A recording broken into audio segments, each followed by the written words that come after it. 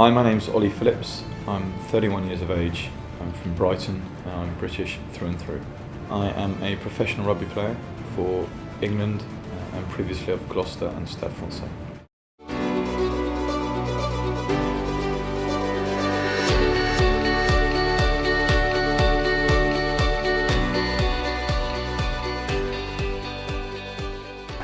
Well, this is where it all started for me, sitting here at Stade Jean-Bouin. I'm not in a box, obviously, but this was the reason why I came to France, the reason why I came to Paris, the reason and the drive for my learning to speak French. Everything started here. This was the driving force behind everything.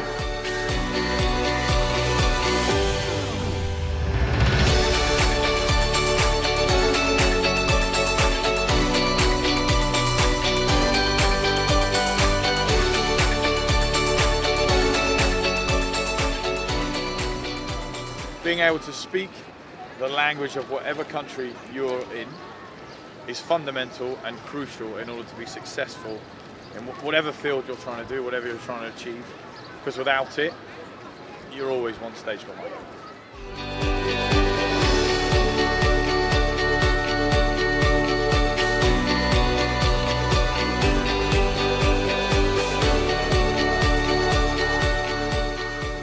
My French teacher with Cactus actually was very similar to an old trainer that I used to have in Newcastle, a guy called Steve Black. He always said to me, if you want to do something, you want to get fast, live it. So eat quickly, get out of bed quickly, put your shoes on quickly, think quickly. And my French teacher was exactly the same. She said, if you want to become French, if you want to learn French, do everything in French. So in your head, when you brush your teeth, say brosse les dents, je vais brosser mes dents. If you want to get up in the morning, je me lève, and all the rest of it. So I lived it, it became habitual.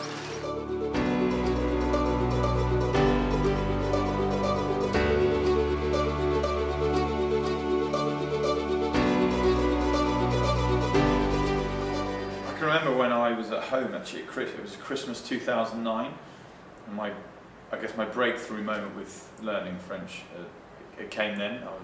We always get a week off with the club, and I'd gone home for Christmas, and I'd learnt French, some basic level of French, but I'd struggled to understand the structuring of it, its Latin origins, and how typically in English we would say "I miss you," whereas in French they say "tu me manques," which basically a direct translation is "you me miss," and I just couldn't understand or fathom and comprehend how they keep swapping that stuff over.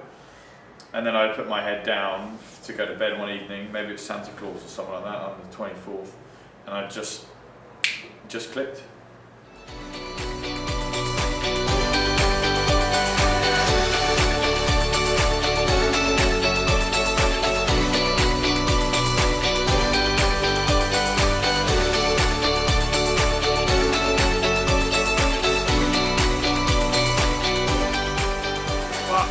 When I was at Stade, the 2011 World Cup came along. Opportunities afforded themselves to me because of the fact that I spoke French. So I worked for Eurosport, for example.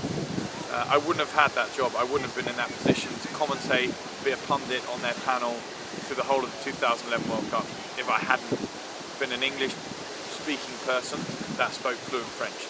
They needed, for me, then I became appealing from the fact that I could give an English perspective in French language, and for that Eurosport signed me up, and from then on it's sort of gone from leaps and bounds.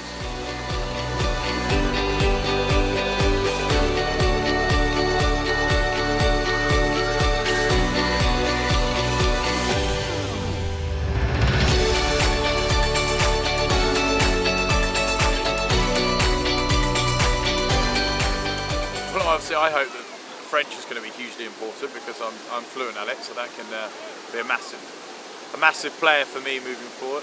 I've got a huge burning ambition to learn Spanish. The main reason for that is that I think now it's the most widely spoken language, particularly in the Americas, and that's somewhere I would really like to live at some point in my life. I'm fascinated by South America. It's the only area of the globe that I haven't really been to or visited, and I personally want to learn that, but you've got to look across. I guess now we live in a global society, and as a result you can't just pigeonhole yourself as being an English speaker. You have to broaden those horizons, because big players like China, India, Africa, for example, they're becoming a dominant force. They're now challenging those English-speaking areas, and you have to adapt. You have to have a second string to your bow, and that for me is a language. You have to have that in your skill set.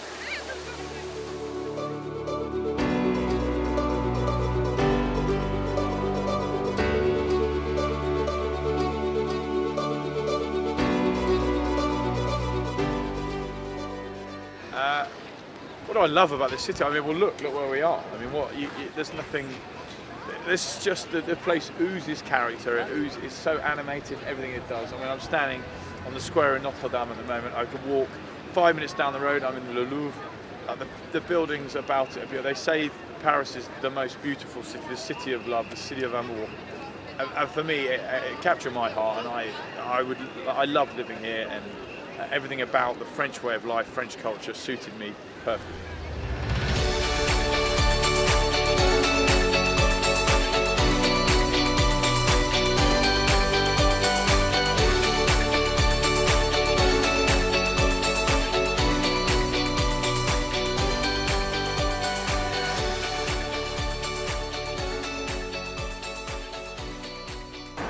Cactus Language School, my coaches, the players in the change room, anyone who contributed to my learning experience of not only rugby, but learning to speak the language that I was being surrounded by every day. And that for me made my rugby better. I became a better rugby player because I could speak a language. So my job, my proficiency at what I was doing was improved by the fact that I could communicate with everybody in my environment. If I was angry about my performance, I could communicate that. If I was happy about my performance, I could communicate that. Whereas when I first arrived, I couldn't. And I think that is the biggest thing. That's the biggest thing I'll take away from this. I'll probably know how to play rugby for the rest of my life, but I won't physically be able to do it. I take a skill set away from here, which is I learned to speak French, and that will stay with me for the rest of my life.